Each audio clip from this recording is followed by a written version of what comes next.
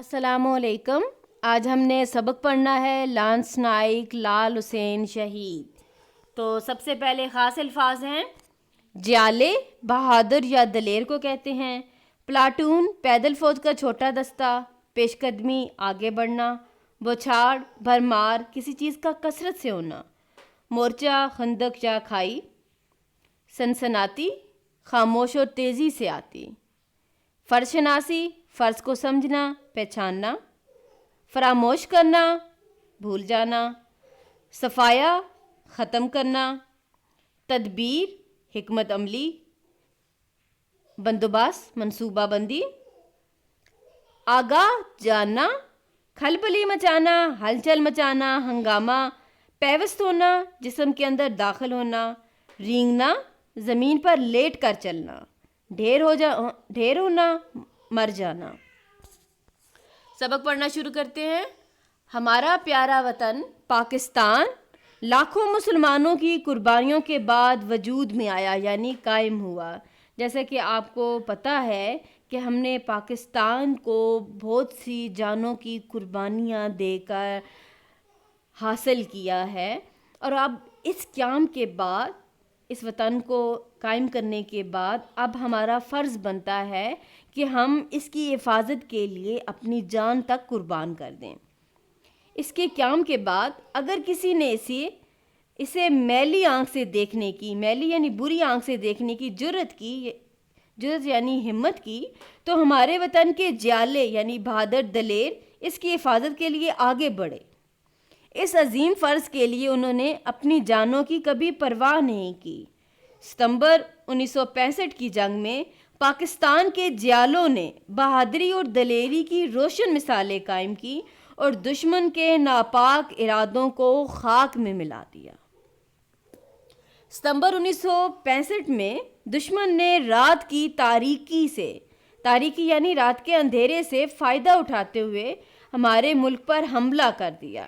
ٹھیک ہے، اب یعنی اس سبق میں ہم 1965 کی جنگ کی بات کر رہے ہیں کہ اس جنگ میں کیا ہوا تھا، اور کئی ایک سرحدی چوکیوں پر قبضہ کر لیا.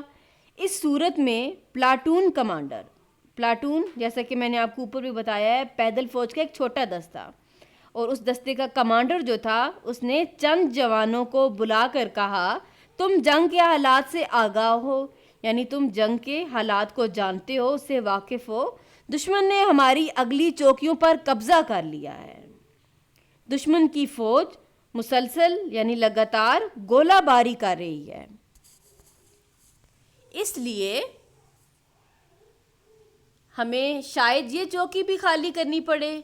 ان جوانوں میں سے ایک آگے بڑھا اور فوجی سلام کرنے کے بعد بولا جناب، دشمن کو روکنے کے لیے کوئی تدبیر ہو سکتی ہے، یعنی بندوبست منصوبہ یا حکمت عملی تدبیر کو کہتے ہیں.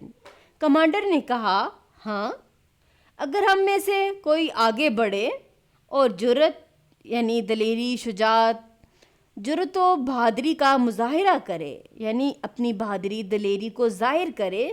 وہ جوان ایک قدم اور آگے بڑھا اور کہا جناب، میں ایسا کرنے کے لیے تیار ہوں. کمانڈر نے جوان کو شاباش دی اور کہا تمہیں اس چوکی تک جانا ہوگا جو دشمن نے آج صبح ہم سے چھینی ہے، اور پھر اس کے بعد ہمیں بڑے دستے سے ملنا ہوگا، دستہ لشکر کو کہتے ہیں، تاکہ دشمن کی پیش قدمی کو روک سکیں. جوان نے کہا مجھے منظور ہے، میں دشمن سے اپنی چوکی خالی کرا کے دم لوں گا. یہ کہہ کر اس جوان نے اپنی سٹین گن اٹھائی، کمر کی پٹی سے دستی بم باندھے اور اپنی پلاٹون کے ساتھ فوجی سلام کرتا ہوا نکل گیا. یہ جوان لانس نائک لال حسین تھے. چاروں طرف گولیوں کی بوچھاڑ ہو رہی تھی. دشمن کے جہاز سر پر منڈلا رہے تھے، مگر اس جوان کے دل میں ذرا بھی خوف نہ تھا. وہ اپنے ساتھیوں کے ساتھ نہایت بہادری اور دلیری سے آگے بڑھ رہے تھے. 2 گھنٹے مسلسل رینگ کر یعنی زمین پر لیٹ کر چلنا، بالآخر وہ اس چوکی کے قریب پہنچ گئے جس پر دشمن نے صبح سویرے قبضہ کیا تھا۔ اوکے کلاس، آج ہم اتنا ہی پڑھیں گے، باقی ہم انشاءاللہ کل پڑھیں گے۔ اگر آپ کو سبق کی اچھی سمجھ آئی ہے تو ویڈیو کو لائک کریں، چینل کو سبسکرائب کریں اور اپنے دوستوں کے ساتھ شیئر کریں۔ اللہ حافظ۔